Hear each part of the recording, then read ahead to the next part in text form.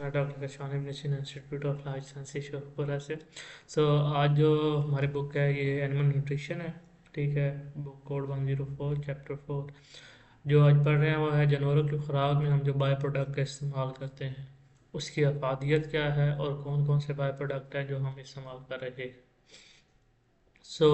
इसको जो है हम पढ़ते हैं, स्टार्ट करते हैं। इसका इस्तेमाल जो है मेनली क्या है, बाय प्रोडक्ट वो ज़िमनी अशिया मीन के इंडस्ट्रियल जो वेस्ट है या कह लो कि इंडस्ट्रियली जो चीज़ इजाफी बन जाती है जो उस वक्त ज़रूरत नहीं होती उस इंडस्ट्री को। अब वो इंडस्ट्री कौन कौन सी हो सकती है, वो ज़रूरी इंडस्ट्री हो सकती है। ठीक है। और उसके अलावा बाकी जो डिफरेंट इंडस्ट्रीज़ हैं वो भी हो सकती हैं। केमिकल की इंडस्ट्री हो सकती है। ठीक है। उसके अलावा जो मीट इंडस्ट्री है वो हो सकती है। ये वो इंडस्ट्रीज जिनका जो है वो बाय प्रोडक्ट या वो प्रोडक्ट जो उनके काम का नहीं होता और वो हम प्रोडक्ट जो है वो जानवरों की ग़ज़ा में इस्तेमाल करते हैं और वो जो ग़ज़ा में बहुत ज़्यादा कीमती जो ग़ज़ाई अज्जा है वो हमें फ़राहम करती है, उनका हम बाय प्रोडक्ट्स कहते हैं। ठीक है। तो एक तो ये है कि ये जानवरों की जो फीड है उसकी जो लागत है उसको कम करता है। ठीक है। बाकी जो चीज़ ज़ाय हो रही होती है उसको भी बेहतर इस्तेमाल में लेकर आता है। ठीक है। एक तो अब इसकी अहमियत, इस्तेमाल की अहमियत क्या है कि एक तो खुराक की लागत में कमी आ रही है, दूसरा जो वसाइल हैं उसका जो मौसर इस्तेमाल हो रहा है, और तीसरी जो है वो ये है कि ग़ज़ाई अज्जा जो है जो हमें प्रोटीन, तवानाई, विटामिन, मादनियात वगैरह ज़रूरत होती हैं वो इजाफी मकदार में उन बाई प्रोडक्ट से हमें मिल जाती हैं।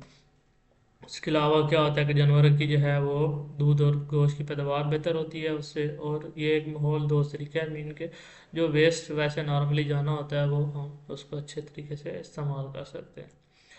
अच्छा, अब ज़रूरी बाई प्रोडक्ट्स में हमारे पास क्या क्या आ जाती हैं। एक तो आ जाती है कि छिलके जो दालों, मकई, कपास वगैरह के छिलके हैं उनको हम जो है वो यूज़ करते हैं। उसके अलावा जो गन्ने का बगास है उसको तवानाई और फाइबर के लिए हम इस्तेमाल करते हैं। इसके अलावा गन्ना, चावल और जौ का जो भूसा है वो जानवरों को तवानाई और फाइबर, ये मेनली जो है जितने ज़रूरी बाई प्रोडक्ट्स हैं ये मेनली ज़्यादातर फाइबर और एनर्जी दे रहे होते हैं।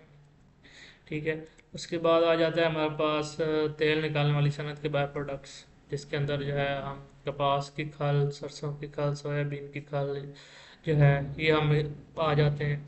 ठीक है। अब ये क्या होता है कि हम कपास, ये सरसों, ये सोयाबीन, इनसे तेल निकाल लेते हैं। उसके बाद जो पीछे बाय प्रोडक्ट बचता है हमारे पास वो प्रोटीन का बहुत बेहतरीन ज़रिया है। लाइक आपको पता है कि सोयाबीन जो है वो बहुत बड़ा सोर्स है प्रोटीन का इन पोल्ट्री में सबसे ज़्यादा इस्तेमाल होता है सोयाबीन। सोयाबीन के बगैर जो है पोल्ट्री की खुराक बनती नहीं है। ठीक है। इसी तरह कपास की खाल, खाल बनोला, ये सरसों की खाल जो है ये हमारे पास जानवरों के लिए इस्तेमाल करते हैं, बहुत अच्छा प्रोटीन और एनर्जी का सोर्स है। इसके अलावा तिल और सूरजमुखी की खाल भी जो है वो जानवरों की खुराक में इस्तेमाल होती है, लेकिन इसको थोड़ा सा कम इस्तेमाल किया जाता है। वजह क्या है कि इसके अंदर काफ़ी जो है वो एंटी न्यूट्रिशनल फैक्टर्स होते हैं जो जानवरों की सेहत पे अच्छा असर नहीं करते।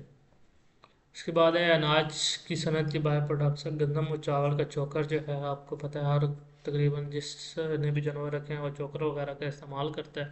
ठीक है। चोकर क्या है कि एक तो वो प्रोटीन देता है, राउंड अबाउट उसमें प्रोटीन जो है वो 8 से 9% होती है और गंदम के चोकर में 15% होती है। ठीक है। और उसके अलावा जो है वो एक प्रोटीन का सोर्स है, दूसरा जो है फाइबर का सोर्स है, और तीसरा एनर्जी, हाई एनर्जी का ये भी है वो सोर्स है। उसके बाद यही यहाँ तक। मज़ीद अगर आपको कोई सवाल हो तो आप पूछ सकते हैं। अल्लाह हाफ़िज़।